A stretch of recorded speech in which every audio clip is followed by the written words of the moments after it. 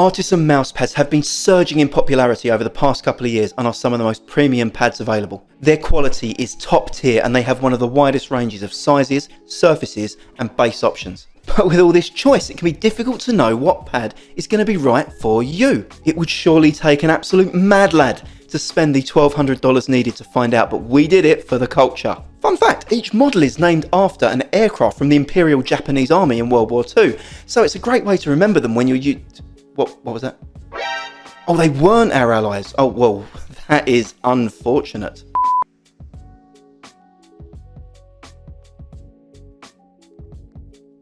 This is going to be a high-level overview of the entire range to help you know the differences and pick the right pad for you.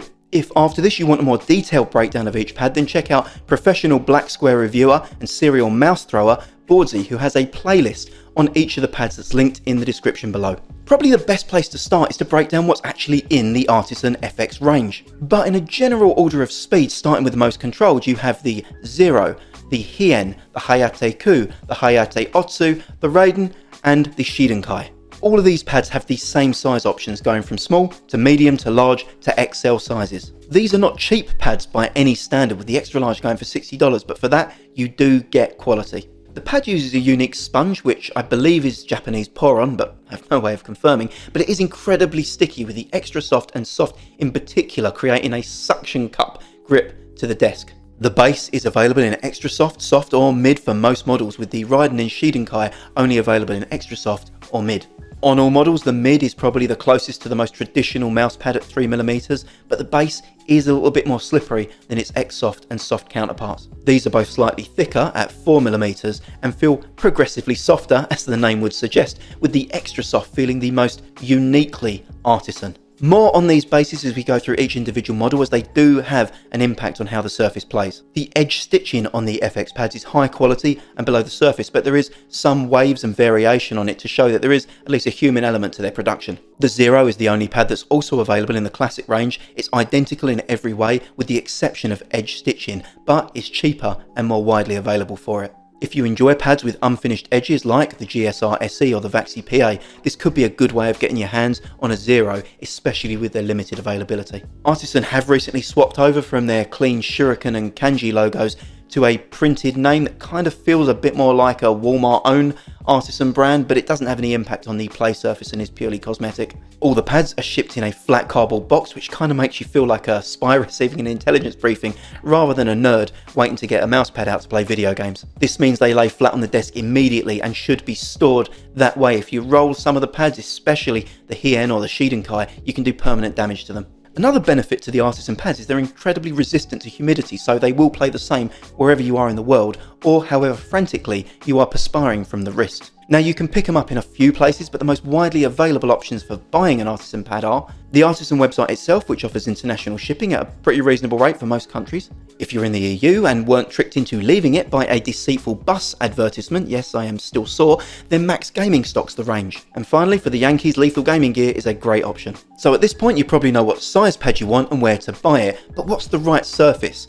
Buckle up, grab a snack, and let's start with the Zero. The Zero is the most traditional mousepad that Artisan offer. It's the slowest of their range, but by no means does this make it a slow pad. In terms of speed, it falls somewhere between a QCK and a GSR SE, and what I'd like to call the controlled speed category, I guess. The weave is incredibly smooth with limited static friction and low kinetic friction. There's no noticeable variance in the X or Y axis glide, and the pad is pretty consistent regardless of the weight of the mouse or the skates that you're using. It's often referred to as the safest pad in the Artisan range, being relevant to so many different games, from tack shooters to high movement shooters like Apex. Whilst the weave itself is consistent across all base variations, the hardness options really affect the way that the Zero plays. The Zero Mid, with reduced cushion and backing, is a much more tactile experience, and you can really feel the weave as you move the mouse across the pad. My experience was actually that the Mid was the slowest of the three Zeros, with it having that extra tactility and friction. A Zero Soft is the most balanced and neutral of the Zeros,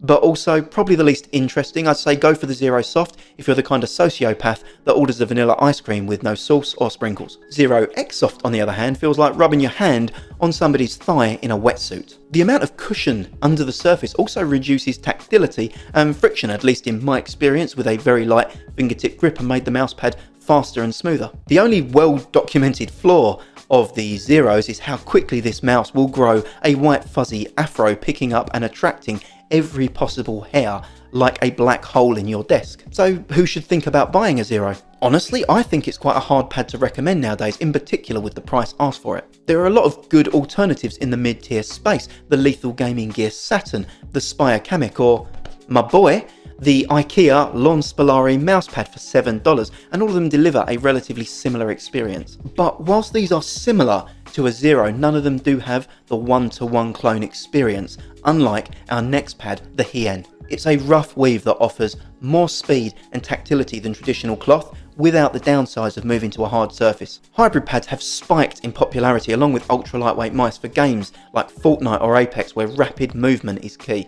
If you've not used a hybrid pad or a Hien, the best way to describe it is trying to play on a piece of sandpaper or a rough scouring pad that you use to clean food off dishes. There's very little static friction and a ton of speed, but it isn't a smooth glide, and the stopping power is generated from the kinetic friction on the roughness of the weave. The Hien also does have a faster x-axis than it does y-axis, but I've actually seen people say that that's a benefit in controlling spray patterns, so ultimately it's down to your playstyle. I quickly adjusted to it and didn't notice the slower y-axis in gameplay at all. The pad also performs consistently across all skate sizes and mouse weights, making it easy to use for long periods and not fatiguing in games that do require a lot of movement. It also comes in an attractive wine red colour that's quite iconic to Artisan and complements white or black setups equally. Base hardness options are also less influential on the Hien, at least to me, with the surface being so hard and abrasive I didn't really notice what was underneath it. The extra soft does make it a little more pleasant and less abrasive, so it would be my preference of the three, and I don't actually think it's a bad pad at all with it being cloned so widely, but it isn't really my pick. By choosing the Hien, you absolutely get a versatile pad and something that has all the quality that Artisan can deliver, but you also don't get something that you can't necessarily get elsewhere easily. Whilst the Hien does have clone alternatives, the next two don't really, and are probably the most unique and slept on pads in the entire range. The Hayate-Otsu is a very difficult surface to explain if you've not used one.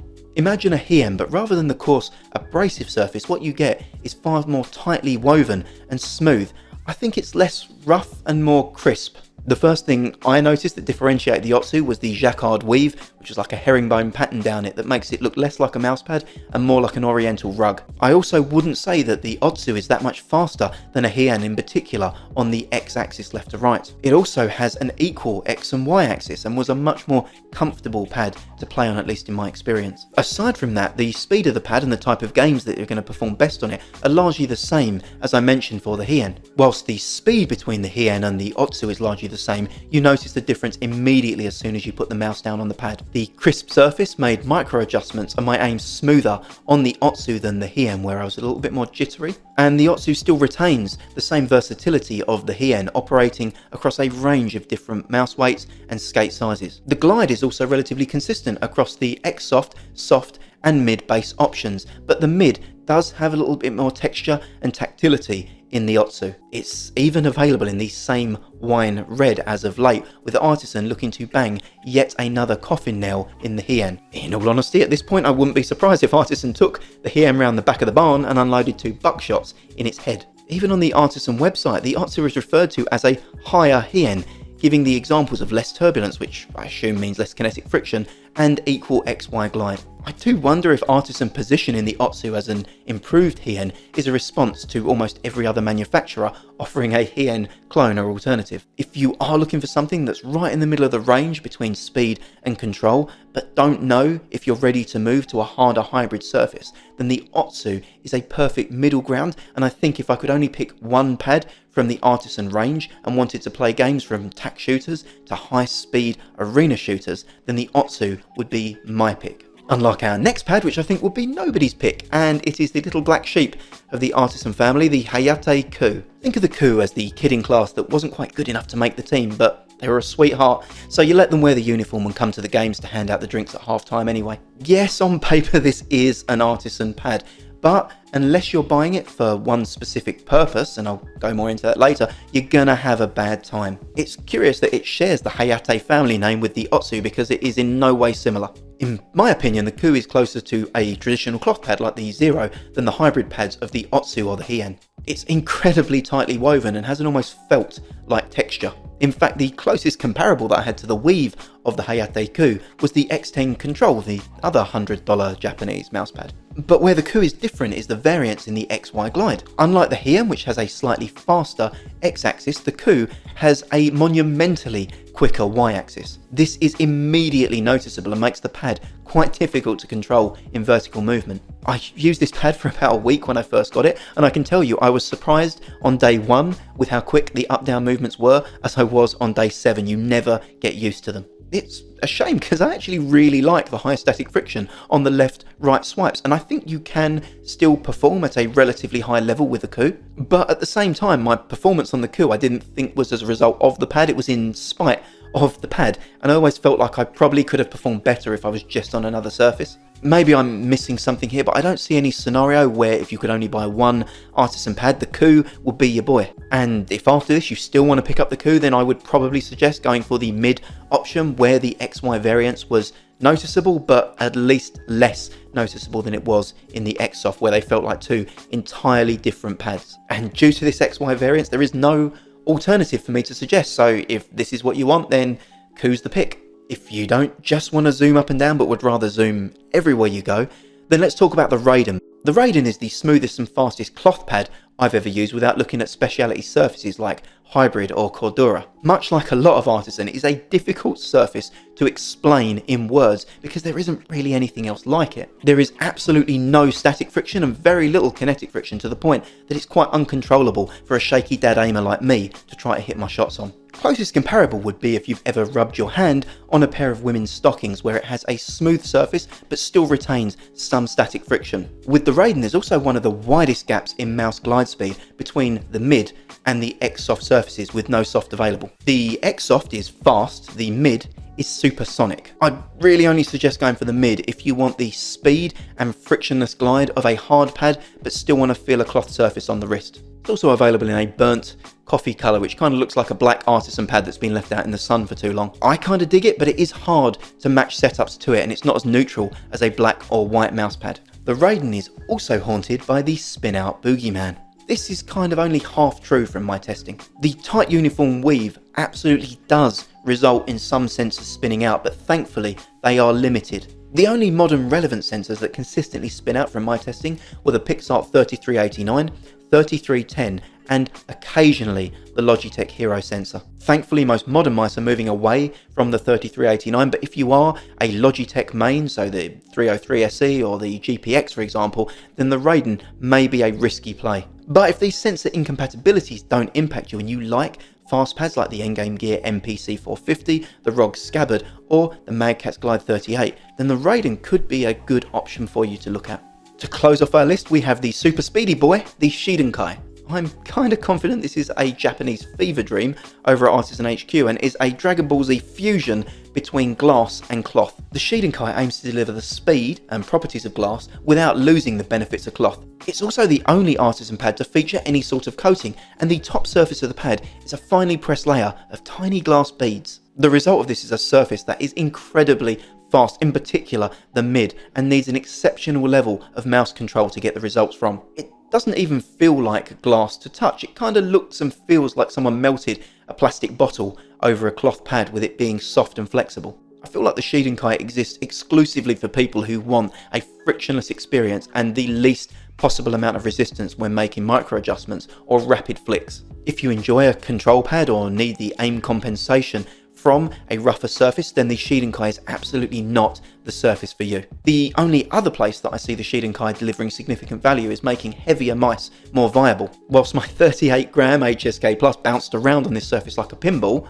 a 75 to 85 gram mouse like the G303 SE or the Vaxi Outset AX felt lighter and more responsive on the Shidenkai versus a slower cloth surface like a QCK. What I will say to the credit of the Shidenkai is that it is a unique pad that you will not find anywhere else. There is no one else making a surface quite like the Shidenkai. It also seems to be skate agnostic and will perform very well regardless if you're using stock or aftermarket skates. The only exception to this are Pulsar Superglides, which I would absolutely not recommend on the Shidenkai unless you want your mouse to hit 88 miles per hour, travel back to 1955 and start dating its mum. The other elephant in the room with the Shidenkai is its poor durability, which even Artisan are pretty transparent about on their website. As the saying goes, live fast, die young, and with the Shidenkai, if you're using it as a main, you'll probably see signs of wear within 6 months and the pad will be largely unusable within 12 to 18. It's also the only Artisan pad to come in 3 colours: white, black, which kind of looks a bit like grey marble, and uwu pink, which they call strawberry milk. Just like the other more exotic models, I don't think the Shidenkai is a ride or die purchase if you can only buy one Artisan Mousepad, because regardless of how much I enjoyed the unique surface it provided, it isn't versatile or durable enough to be your daily driver. So, pens down, let's have a recap. Artisan have a pad for almost any player and any scenario.